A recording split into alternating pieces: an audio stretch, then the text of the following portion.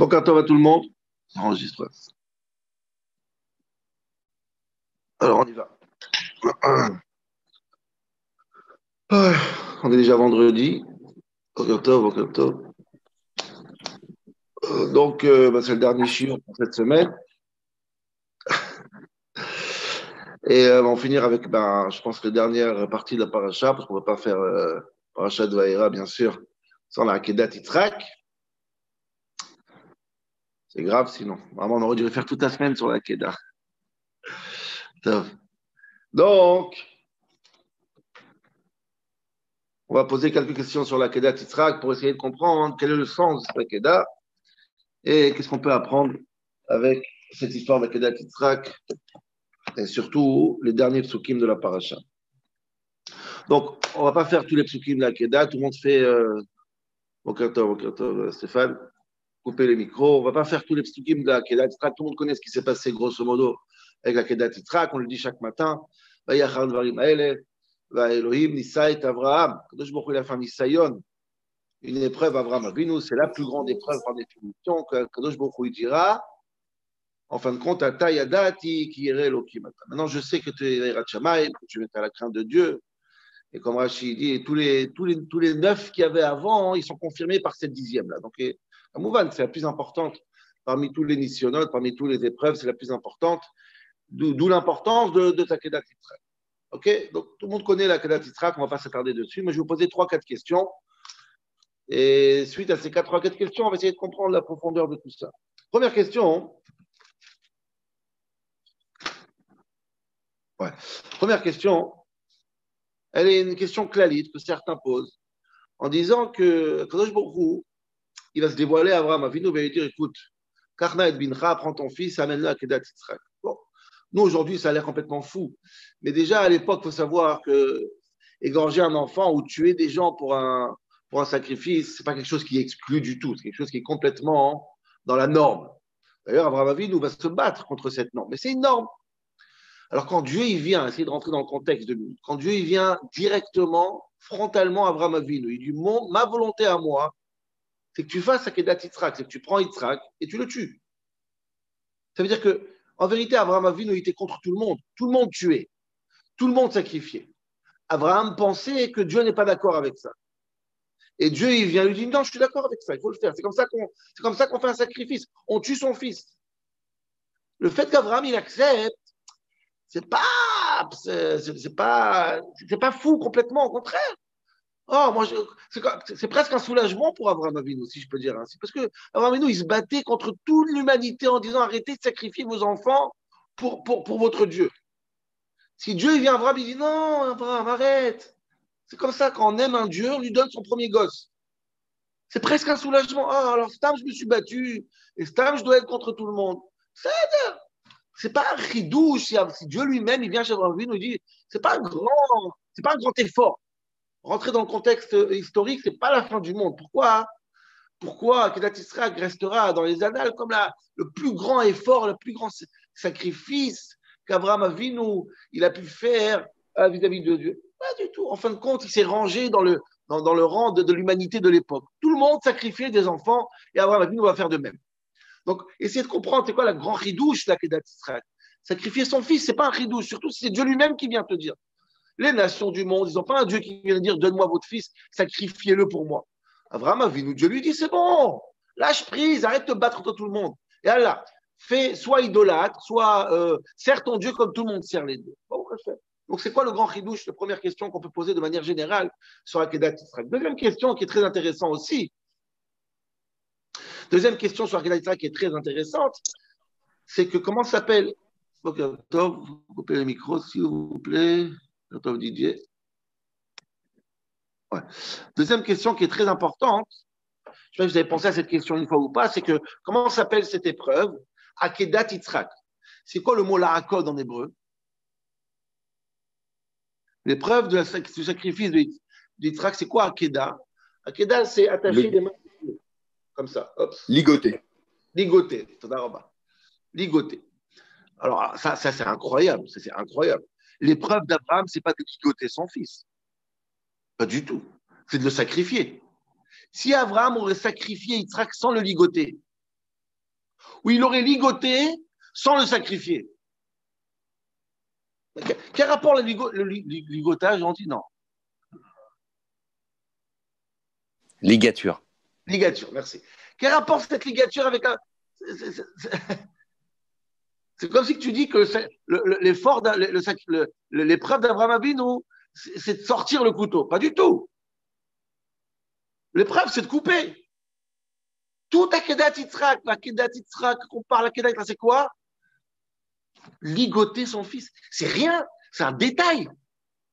C'est juste un détail, même pas important. Techniquement, Abraham Avinu, il peut prendre Yitzhak, le tuer, sans le ligoter. Et il a fait la mitzvah. Et comme je dis, s'il aurait ligoté Yitzhak, il n'aurait pas tué, il n'aurait pas fait la mitzvah. Ça, c'est l'épreuve. Akedah. Qu'est-ce que c'est que cette Akedah, là? D'où ça sort, cette histoire? D'accord? Troisième question, Rabotai. Et comme c'est la dracha de Shabbat, il n'y a pas de Shabbat cette semaine, et comme c'est la dracha de Shabbat, alors si vous avez un chumash, regardez que la paracha se finit de manière très bizarre. Le maftir de la paracha, les derniers mots de la paracha. De quoi elle parle la paracha? Après qu'on ait sonné complètement des histoires de la Kedat Yitzhak, la paracha nous raconte une petite histoire. Vraiment, la fin de la paracha, un petit détail. A priori, aucun rapport, on pourra plus le dire la semaine prochaine, ou même pas le dire directement. Et le maftir nous raconte, après la Kedat Yitzhak, après cette grande histoire qui nous intéresse, Yugad Abraham est mort. Il a été rapporté à Abraham en disant que quoi? Hine Yalda Milka Gami Banim Lenachor Achicha et Utz et Buz et Ku et Kemuel et Kesed et Chazo et Pildash et Tiglav et Betuel. On apprend la naissance de Betuel, que lui-même sera le père de Rivka. Et Rivka sera la femme de Yitzhak. Non.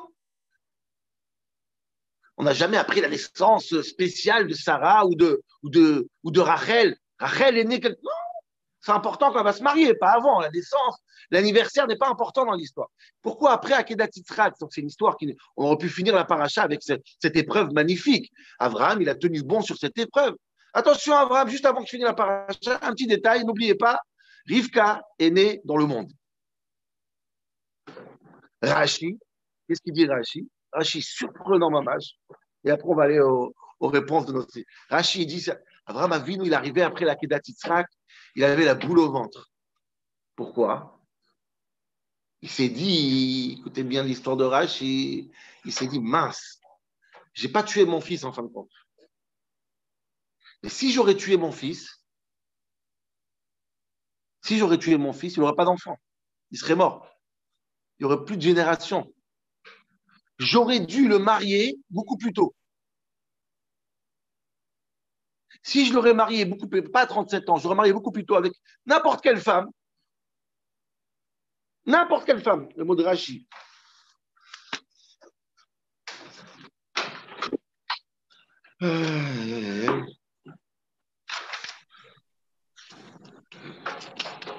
Mais je suis beau, Mère Amoria et Abraham arrive au mère. Quand il est rentré de la maison, Abraham il disait, oi, si mon fils était charrout, si mon fils était gorgé, il n'y aurait pas eu d'enfant, il n'y aurait pas eu de trace. J'aurais pas dû attendre, j'aurais dû le marier tôt avec la première femme qui vient. Alors vient Dieu, il lui dit, t'inquiète pas, Rivka, elle est née, elle va se marier avec lui. C'est super bizarre comme Rashi. Qu'est-ce que c'est que cette histoire? C'est comme si que Dieu nous en préserve. Tu passes un accident de voiture terrible dans ta vie, tu passes à côté de la mort, tu dis, oh là là, la vie est tellement courte, faut que je me marie vite avec la première qui vienne, faut que j'apprenne la première maison que j'arrive, je trouve, je l'achète, je fais les plus pires affaires du monde, mais il faut que je passe vite avant que je meure, parce que la mort est trop proche. Ça marche pas comme ça. Abraham, il dit, aïe, si mon fils serait mort, il n'aurait pas eu d'enfant, aïe, j'aurais dû le marier avec une femme, n'importe qui, tôt, et elle a fait n'importe quoi. Qu'est-ce que c'est que cette histoire? Je sais que la mort, elle est présente. La mort, elle est présente chaque seconde. C'est pour ça qu'il faut faire n'importe quoi. C'est pour ça qu'il faut se marier tôt. Des ch'touillottes. Qu'est-ce que c'est que cette histoire? Si la mort, elle fait en sorte que tu fais des choix, si la mort guide tes choix, je ne veux pas savoir comment elle a l'air notre vie. Si on fait des choses, pourquoi? Parce que demain, je peux mourir. Tu fais tout mal. C'est ce qu'il dit à Abraham Avinu. Dis-le, mais Rachi, après, Akedat Yitzhak, je te sens mal. Mince, mon fils, il aurait pu mourir sans rien. Il fallait que je le marie à 10 ans, à 20 ans, avec la première femme venue. Un père, il ne parle pas comme ça, je suis désolé. C'est vrai que c'est douloureux la mort, mais on ne fait pas n'importe quoi parce que la mort est là. Il faut espérer que Dieu nous donne la vie, il faut faire les choses bien. Tu prends la meilleure vie possible. OK? Donc voilà les questions sur la fin de la paracha. Donc, qu'est-ce qui se passe dans cette Akedat Yitzhak? Pourquoi la Hakod? C'est un ordre de Dieu directement. C'est normal qu'on l'aurait fait quand on a posé la question.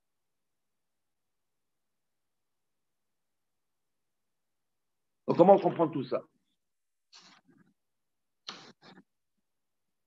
Je pose une autre question, mais très entre parenthèses, parce que je ne sais pas si on aura le temps de voir ça. C'est juste pour la connaissance. Le Shem MiShmuel pose cette question. Il y a une halakha dans les lois de Korbanot. Je ne sais pas si vous savez. Le Korban, quand on prend un sacrifice, on le sacrifie. Ça se faisait jamais on sacrifie jamais sur le misbéach. Vous savez, l'autel, on ne fait pas le sacrifice sur l'autel, jamais. C'est quelque chose qui est dans la conscience collective. On pense que quand on va sacrifier quelque chose, on prend l'animal, on met sur l'autel, jamais. On sacrifie toujours par terre. Et quand l'animal il est mort, on le jette, on le met sur l'autel pour qu'il brûle. Le sacrifice lui-même est toujours par terre. Toujours. Il y a une Mishnah, le Shem MiShmuel ramène une Mishnah, et la Mishnah, elle dit celui qui met au lâche alta chai le rosh hamizbeach tered, un sacrifice que tu as mis sur le misbeach, tu le fais descendre tout de suite. Maintenant, où il a fait Abraham Avinu le sacrifice de son fils, où il a mis Yitzhak sur le misbeach. Demande de Shem MiShmuel, qu'est-ce que c'est cette histoire? On aurait dû mettre Abraham par terre, le ligoter, l'égorger, c'est moi du terme, et après, la viande, entre guillemets, d'Abraham Avinu, tu jettes sur le misbeach pour le brûler pour Dieu. Pourquoi il l'a mis sur le misbeach? C'est une question aussi du Shem MiShmuel. Peut-être ce sera répondu quand on va essayer de comprendre la profondeur de ce Nisayon, de cette épreuve qui s'appelle la Akedat Yitzhak. Et en réalité, il y a un moussard incroyable qu'on peut apprendre de cette histoire, comment Abraham s'est comporté et quel était réellement le Nisayon, l'épreuve que Dieu voulait d'Abraham. Alors je vais vous dire, c'est tellement vrai et tellement beau. En réalité, Akadosh Baruch Hu, il sait très bien, quand il demande quelque chose à quelqu'un, on le fait. C'est pas... Si Dieu il aurait voulu tuer Yitzhak, d'abord, ou il le fait tout seul, ou il le tue par quelqu'un d'autre, mais il sait qu'Abraham va l'écouter. C'est pas une question du tout. C'est pas une épreuve. Vraiment, c'est pas une épreuve. Surtout comme j'ai expliqué au début. Tout le monde le faisait à l'avance. Et là, c'est une notion qu'on rappelle très souvent dans les shiurim. En fait, la grande épreuve d'Abraham Avinu, c'est pas sur le quoi, c'est pas s'il va faire ou pas, c'est sur le comment quelque part. Ça veut dire quoi? Kadosh Baruch Hu, quand il demande quelque chose à un homme, surtout à Abraham Avinu, par exemple, maintenant, parce que c'est lui qui va être notre exemple, il lui donne, à partir du moment qu'il lui donne l'ordre, il lui donne des dizaines, écoutez-moi bien ce que je veux dire, des dizaines de possibilités. Pourquoi ne pas faire ce qu'il a dit et se sentir bien? C'est comme un halakha dans Shulchan Aruch. Il y a une interdiction de faire ça Shabbat, mais il y a directement dans les poskim 10 manières de le faire et pas de transgresser Shabbat. Et Dieu, dans l'ordre d'Akedat Yitzhak, il donne à Avraham Avinu, on va avoir 5 aujourd'hui pour rester calme, 5 possibilités de ne pas faire Akedat Yitzhak et ne pas du tout transgresser la volonté de Dieu. Au contraire, dans certains cas, faire la volonté de Dieu sans tuer Yitzhak. Il lui donne, dans l'ordre lui-même, se trouvent déjà les possibilités des dérogations. Les dérogations sont halachiques. Elles sont glattes. Elles sont justes. Et Dieu, quand il donne l'ordre à Abraham, il dit, écoute, je veux savoir maintenant. Est-ce qu'il va faire? Est-ce qu'il va chercher la dérogation ou il va faire quand même? C'est ça la question. Et en vérité, l'épreuve qu'on a tous dans le monde, et je vais vous dire quelque chose, même pas dans ce monde à la religion, dans le devoir de couple aussi, dans le devoir de père, tu peux passer une vie entière, écoutez bien ce que je dis, tu peux passer une vie entière à trouver des dérogations à ton chinour, tes enfants. Non, je ne peux pas parce que je dois ramener Parnassa à la maison. Donc, si je ne suis pas là à la maison le soir pour apprendre avec mes enfants, en vérité, c'est pour son bien parce que je ramène une Parnassa. Avec cette Parnassa, je peux payer les meilleurs profs. Tu as plein de dérogations qui font de toi un tzaddik. Tu peux rester un tzaddik gamour avec toutes les dérogations, aux devoirs qu'on te donne dans le devoir de couple, de père, d'amis, de tout ce que tu veux. Mais est-ce que tu vas dire, malgré les dérogations, dans le terme du Shem MiShmuel, Ones Rachaman Apatre, la Torah, elle rend quitte quelqu'un qui est un cas de force majeure. Mais malgré ton force majeure, est-ce que tu vas le faire quand même ou pas? La Torah te dit, si c'est force majeure, j'ai rien contre toi. C'est un cas de force majeure. Est-ce qu'Abraham, il va dire, OK, c'est honnête, je ne peux pas, je suis désolé. Et Dieu et la Torah lui mettent un tampon, tu te dit quand même, ou il va le faire de toutes ses forces. Et regardez comment ça va être magnifique, comment Abraham a vu, il va prouver, step by step, étape par étape, comment Dieu lui donne sur un plateau la possibilité de se déroger, cette dérogation, et il fonce quand même, jusqu'à l'excès. Et à Tayadat, il lui dit, oh, ça c'est quelqu'un qui ne cherche pas à faire son devoir, il cherche à servir Dieu. Il y a des gens qui cherchent à faire le devoir. On a dit ça dans Tzedaka, le devoir de Tzedaka, où il y a un devoir d'être le serviteur de Dieu. Et un serviteur de Dieu, tant que Dieu n'est pas satisfait, il continue, malgré que Dieu ne sera pas en colère sur lui, malgré que Dieu le laisse faire autrement. Voilà, je veux dire 4-5 dérogations qui sont incroyables. Première dérogation, c'est Rashi. Rashi lui-même, il nous raconte cette dérogation. Elle est très sympathique. Quand Abraham Avinu, il met Yitzhak sur la Hakeda, sur le Misbéach, il va pour tuer son fils. Il y a un ange qui vient, il lui dit quoi? Oh, touche pas le gosse, ne touche pas. Et après, le pasuk dit qu'il y a Tayadati qui irait Elohim. Maintenant, je sais que tu es un homme bien. Dit Rashi. Vous connaissez Rashi, il est très connu, mais il faut penser à ce Rashi une fois. Abraham Avinu dit à Dieu, mais qu'est-ce que tu veux de ma vie? D'abord, tu m'as dit, tu auras un fils Yitzhak, lui qui va être le père des nations. Après, tu me dis, tue Yitzhak. Donc, c'est-à-dire que ce que tu m'as dit avant qu'Yitzhak va être mon futur, tu m'as tué. Tu m'as dit, allez, tue-le. J'ai accepté. Maintenant, tu me dis, ne le tue pas. Tu veux te décider un petit peu ou pas? Moi, j'accepte ce que tu dis, mais sois cohérent. Qu'est-ce que lui répond Hachem? Regardez, c'est quoi le plateau en or? Regardez la main que Dieu tend à Yitzhak, à Abraham pour dire, tu as fait une gaffe, tout ce que tu as fait, c'est en plus. Dieu dit comme ça, Marlo Akadosh Baruch Hu. Lo achalel beriti motzai sfatay lo hashane. J'ai jamais changé d'avis. Quand je t'ai dit que Yitzhak va être ton futur, j'ai jamais changé. Même quand j'ai dit tu es Yitzhak, c'est toi qui penses ça. Moi, j'ai jamais dit tu es Yitzhak. C'est terrible comme Rachid. J'amarti lecha kach motzai sfatay lo hashane. Lo amarti lecha shachteu ela aleu asiktei achte. Je te dis, prends ton fils et amène-le sur la montagne et après tu redescends. Je t'ai jamais dit le mot sacrifié. Je t'ai jamais dit le mot ligoté. Je t'ai jamais dit le mot égorgé. Je t'ai dit, monte-le. Dieu dit à Abraham, si tu aurais pris Yitzhak, tu l'aurais monté sur la montagne. 360, on regarde avec une... et après on redescend, tu as fait la mitzvah d'Akedat Yitzhak. C'est Dieu qui le dit lui-même, c'est pas Mefarshim. Dieu dit, je t'ai jamais dit de le tuer. Je t'ai dit, monte-le. Si Abraham il dit à Yitzhak, viens, on va faire une randonnée. On monte et on descend, tu as tenu la 10e Nisayon, la 10e épreuve d'Akadosh. Donc on voit qu'Abraham Avinu, il a une possibilité de faire exactement à la lettre presque que Dieu lui demande. Où il est parti chercher Yitzhak la Shrita? Et ça, c'est la différence entre quelqu'un qui aime et quelqu'un qui sert. Quelqu'un qui fait son service, son devoir, il va prendre à la lettre près. Quand tu aimes ta femme, quand tu aimes ton père, tu comprends la profondeur des mots. Et quand Dieu lui dit faire monter quelqu'un, ça veut dire ce que ça veut dire. Et il faut avoir un amour incroyable. Il faut être tellement amoureux du bon Dieu que comprendre que quand Dieu dit monte-le là-haut, ça veut dire tue-le. C'est normal. Mais ça, il faut être Abraham Avinu. C'est ça qui est d'Atitra. C'est pas je tue ou je tue pas. C'est de prendre ta dérogation céleste qui te dit, Yitzhak, Abraham, t'es pas obligé. Pas seulement que t'es pas obligé. Je t'ai rien demandé. Je t'ai juste, merci, j'ai compris ton message. Donc, on voit clairement une dérogation incroyable.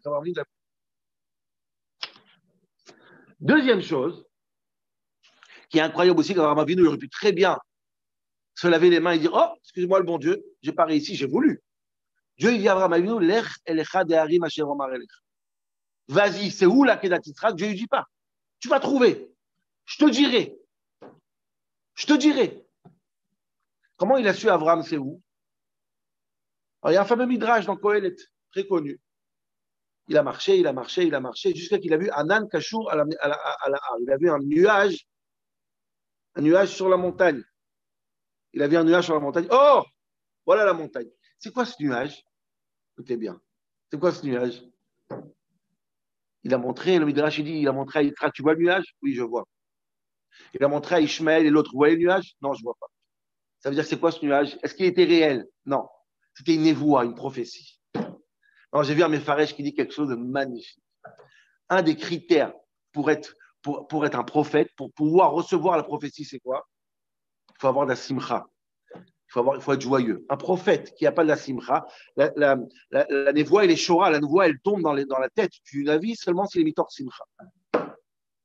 Imaginez-vous la force. Je ne sais pas si vous avez imaginé ce que je vais dire tout de suite. Abraham Avinu, il marche pendant 3 jours pour aller tuer son fils. Dieu lui demande, va tuer ton fils.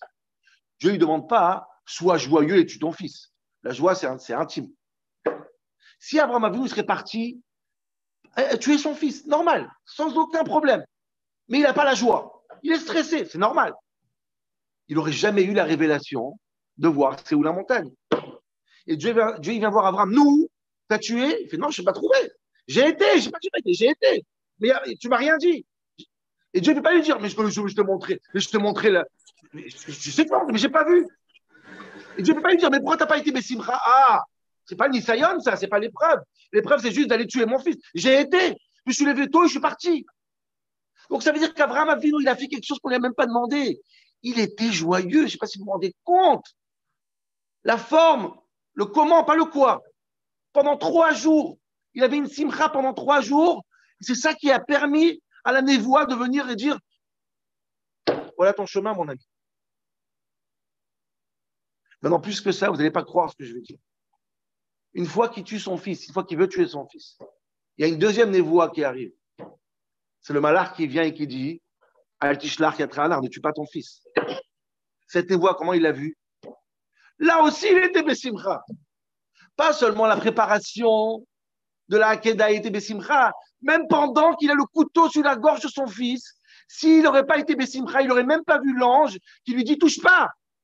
Ça veut dire que ça, il n'a pas quitté le sourire de ses yeux et de sa tête pendant 3 jours et pendant la Hakeda, à chaque seconde près. Et c'est comme ça qu'il était prophète, pas après prophète. Navihu. Est-ce que vous vous rendez compte de la force d'Abraham Avinu? C'est plus une question est-ce qu'il tue ou il ne tue pas. C'est est-ce que c'est quelqu'un qui est heureux, qui aime Akadosh, qui est Elohimata. Et Abraham Oravi, Abraham qui aime Dieu, et il arrive à rester de manière incroyable pendant qu'il est en train de tuer son fils Bessimcha. Et c'est comme ça qu'il a Ça, c'est Abraham Avinu. C'est ça la Kedat Yitzhak. Maintenant, vous allez comprendre c'est quoi Kedat Yitzhak. C'est quoi Ligoté Yitzhak? Quel rapport à Ligoté Yitzhak? C'est le Shamishmol qui dit ça. C'est tellement vrai. Encore une fois, ça m'embête, je n'ai pas pensé à ça tout seul. Abraham Avinu, Yitzhak, quel âge il a Yitzhak? Il a 37 ans. Il a un gabarit. Combien on pèse à 37 ans? Ça tombe bien, c'est mon âge. Combien on pèse à 37 ans? On pèse, Nagui, autour de 100 kilos. Si vraiment. Dieu, il n'a rien dit à Yitzhak. Yitzhak, officiellement, il n'était pas au courant qu'il a la Kedat Yitzhak. C'est Abraham qui est au courant. Dit le Shem Shmuel, Yitzhak, il n'a aucune obligation d'aller se faire égorger. Si Yitzhak, il ne veut pas, personne ne peut l'arrêter. Et Yitzhak, on ne peut rien lui reprocher. La mitzvah, c'est sur Abraham. Dit le Shem Shmuel, si Yitzhak, il dit à son père, dis-moi, oh, tes histoires avec le bon Dieu, c'est tes histoires, ce n'est pas mes histoires. Harry, je vous pose une question. Chacun d'entre nous, si notre père, il vient, il nous dit, il faut transgresser le Shabbat, on l'écoute? On ne l'écoute pas. Yitzhak, il peut très bien dire à son père, tuer, c'est interdit, moi, je ne t'écoute pas. Je n'écoute pas, je parle. Et là, Abraham, il aurait dû se battre avec son fils. Maintenant, c'est un vieillard. Se battre avec un gosse de 37 ans. C'est impossible. Dit Shem Shmuel, Lo bikashnu, shu lo nitztava shimsor nafsho.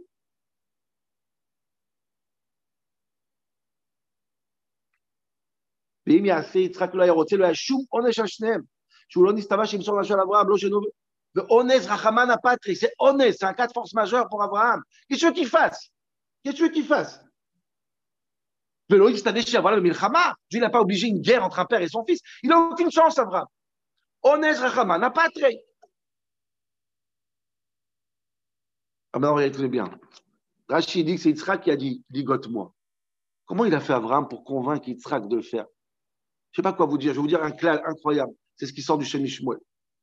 Dans la vie, tu peux essayer de convaincre, tu peux essayer de forcer, tu peux essayer de faire 1000 choses, ça ne marche pas. Surtout quand on a des gosses un peu compliqués. C'est pas chaud. Tu dis, il faut être un bon élève, ça ne marche pas. Tu menaces ton gosse, ça ne marche pas. Tu peux crier jusqu'à demain, ça ne marche pas. Quand est-ce que ça marche? Quand le gosse y voit que c'est tellement important chez toi, que c'est quelque chose tu vis avec ça. Tu dors avec ça. Tu es amoureux de ça. Tu aimes ça. Tu adores l'étude. Tu fais. Là, ça contamine ton gosse, il avance avec toi. Je vais vous dire quelque chose. Si Abraham n'était pas amoureux du bon Dieu, excuse-moi du terme, si Abraham n'était pas complètement habité par cette mission qui est incroyable, il n'y a aucune chance de convaincre Yitzhak de faire Akedat Yitzhak. C'est ça, Shemishmoa, il dit comme ça. Ra'a Yitzhak sheritzono shel Abraham bemet le'akrivo. Loli pater michovo. Yitzhak, il dit chez son père une volonté incroyable de ne pas se déroger, de se déroguer, mais de faire, d'avoir. C'était tout ce qu'il voulait, Abraham. Yitzhak, il a cédé, il dit tiens, arrêtez-moi, mon policier. Il n'y a pas le choix. Il a fondu, Yitzhak. Je ne sais pas si vous comprenez la force d'Abraham Avinu. Aucune force au monde pouvait forcer Yitzhak. Il est trop faible, Abraham. Et Abraham, il peut venir voir Dieu. Écoute Dieu, j'ai essayé, mon fils, il m'a mis un coup de poing. Il y a même un midrash comme ça. Que si Yitzhak, il aurait vu, il aurait pu mettre un coup de pied, Yves Hot, à Abraham Avinu, il en fait tomber de la montagne. Et Abraham, il aurait dit, écoute, voilà, je suis même blessé, il m'a frappé, mon fils. Pas du tout. Pas du tout. Ça, c'est une dérogation. Ça c'est bien pour ton Gan Eden. Ça, c'est bien pour ton tableau Excel. Tu dis à Dieu, voilà, j'ai fait un fait. Mais quand tu aimes Dieu, il n'y a rien qui t'arrête. Et quand tu aimes ton fils, il n'y a rien qui t'arrête aussi. Il peut être le pire enfant du monde. Si tu l'aimes, tu finiras par le convaincre à condition que tu l'aimes vraiment. Il ne pourra pas assez. Il va céder, il va fondre devant toi. Ni le bâton, ni la convaincre, rien du tout. L'amour. Donc, Akedat Yitzhak, pourquoi Akedat Yitzhak s'appelle Akedat Yitzhak? Parce qu'Akedat Yitzhak, c'est le symbole d'une montagne à glace. Yitzhak qui vient, qui dit ligote-moi. Pourquoi? Parce qu'il a vu chez Abraham Avinu, c'est quoi aimer Akadosh Baruch. Ça, c'est le Nisayon à Akedat.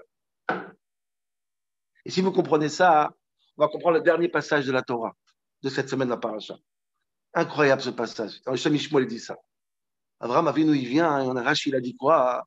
Abraham Avinu, qu'est-ce qu'il dit? Aïe, aïe, aïe, si mon fils il serait mort, il n'aurait pas eu d'enfant, j'aurais dû le marier plus tôt. Il dit Shem Ishmael, mais tu n'as rien compris à ce Rashi. C'est pas ça qu'il dit Abraham Avinu. Vous savez ce qu'il dit Abraham Avinu? Abraham Avinu dit comme ça, si j'aurais marié Yitzhak beaucoup plus tôt, il aurait eu un enfant. Et s'il aurait eu un enfant, Akadosh Baruch Hu, il m'aurait permis d'égorger Yitzhak. Pourquoi Dieu ne m'a pas permis d'égorger Yitzhak? Parce qu'Yitzhak, il est supposé être le père de ceux qui vont me suivre. Si j'aurais marié Yitzhak plus tôt, il aurait eu des enfants. C'est pas que Abraham s'inquiète, que Yitzhak s'est mort sans enfant. Oh, il va mourir sans enfant, j'aurais dû le marier plus tôt. Pas du tout. C'est pas un comportement, on se marie pas avec n'importe qui pour avoir des enfants. Yitzhak, il s'inquiétait pourquoi Dieu il lui a dit non. Pourquoi Dieu lui a interdit de faire la Hakeda.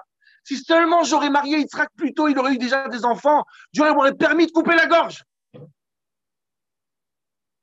Regardez, c'est quoi quelqu'un qui essaye de servir son père sans limite? Abraham n'est pas inquiet pour la génération d'Yitzhak. C'est pas du tout la question. Abraham est inquiet pourquoi Dieu il lui a pris sa main en dernière minute et il l'a arrêté. Si j'aurais pu marier Yitzhak plus tôt, Dieu ne m'aurait jamais arrêté la main. Si ça, c'est pas l'amour d'un serviteur à son maître, c'est quoi l'amour? Et ça, c'est Akedat Yitzhak. Ça, c'est Akedat. Et peut-être, j'ai fini avec ça, malgré que j'ai dit que je ne vais pas parler de ça, mais peut-être ça répond à la question pourquoi Abraham Avinu, il a pris Yitzhak, il l'a mis directement sur le misbéach. C'est très simple. Il dit si je mets Abraham par terre, si je mets Yitzhak par terre, j'arriverai jamais à le lever, à le mettre. Il est trop lourd. On l'a dit, il est 130 kilos. C'est impossible. Il a transgressé tous les halakhot. C'est pas grave. Je le mets directement là-haut tant qu'il est vivant. Comme ça, rien va arrêter ce korban devant Dieu. Y compris pas une Mishnah. Je le mets là-haut. Ah, tu vas dire, c'est pas mon korban. Moi, j'ai ramené Yitzhak et je l'ai tué pour toi. Vers Léou, Léola. Je ne peux rien faire d'autre. J'ai fait le maximum et plus que le maximum. Et le maximum s'arrête quand j'ai fini ma mission. Donc, cette paracha, elle finit encore une fois, comme on l'a vu la semaine dernière, elle finit encore une fois avec une lettre d'amour, un acte d'amour incroyable. Et nous, on peut apprendre, pour Shabbat, c'est supposé être la dracha, nous aussi, on peut apprendre ça à Rabotai. La vie, elle est remplie de Onez Rachaman Apatre. La vie est remplie de dérogations, sans arrêt. Et des fois, c'est hyper justifié. Il n'y a pas plus justifié que ça. Pensez à Abraham Avinu. Quelle dérogation il avait. Dieu, il lui a dit simplement monte-le, il n'a pas dit tue-le. Il a un fils de 37 ans qu'il faut essayer de le convaincre. Il est prêt à marier Yitzhak avec n'importe qui pour qu'il ait des enfants, pour qu'il puisse tuer. Quand tu aimes, En Davar Haomed, il n'y a rien qui se met devant ta ratson, ta volonté incroyable d'accomplir cet amour envers Dieu ou envers celui que tu aimes. Shabbat à tout le monde, Shabbat Shalom et la semaine Shabbat prochaine. Shalom, Chazak Obaro. Shabbat Shalom. Merci. Shabbat shalom, Shabbat shalom. Shabbat Shalom. Chazak. Bachelor. Ouais. Bachelor. Shalom.